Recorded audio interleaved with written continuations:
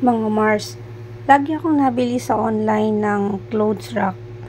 Pero ngayon lang ako nakakita talaga ng clothes rack na I will recommend.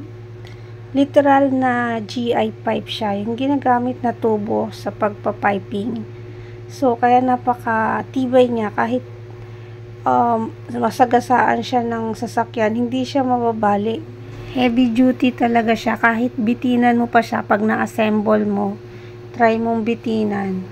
So, ang tawag dito ay double layer steel pipe windproof style drying rack clothes. So, ang materials niya is stainless steel metal.